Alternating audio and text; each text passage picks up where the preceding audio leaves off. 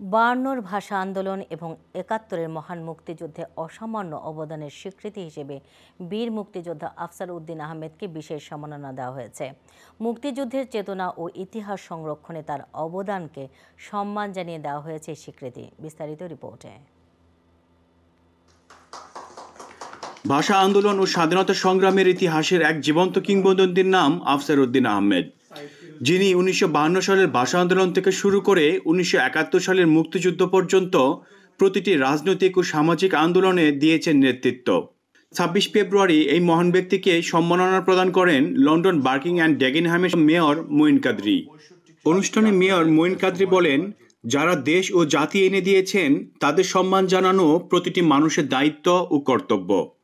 এই সময় আরও উপস্থিত ছিলেন বার্কিং অ্যান্ড ডেগেনহ্যামের সাবেক মেয়র ফারুক চৌধুরী, কাউন্সিলর ফিরোজ গনি সহ সামাজিক ও রাজনৈতিক ব্যক্তিত্ব এবং আফসার উদ্দিনের পরিবারের সদস্যবৃন্দ। আফসার উদ্দিন আহমেদ তার স্মৃতি বিজড়িত গল্পের এক পর্যায়ে ৫২-র ভাষা আন্দোলন ও ৭১-এর মুক্তিযুদ্ধের বাস্তবতা তুলে ধরেন। জানান, লাল সবুজের পতাকার ঐতিহাসিক স্বাধীন বাংলাদেশের ইতিহাস। তবে তার আক্ষেপ, আমরা স্বাধীন দেশ পেয়েছি, কিন্তু স্বাধীনতার পেছনের গল্প বা যাদের অবদান, তাদের আত্মত্যাগের কথা কতজনই বা জানি বা জানতে চাই। এমন ব্যক্তিকে সম্মাননা দেয়ায় মেয়র মঈন কাদরীকেও সম্মানিত করেন আন্তরিক ধন্যবাদ ও কৃতজ্ঞতার মধ্য দিয়ে। উপস্থিত সকলে জানান, গুণী ব্যক্তির সান্নিধ্য তাদেরকে অনুপ্রাণিত করেছে।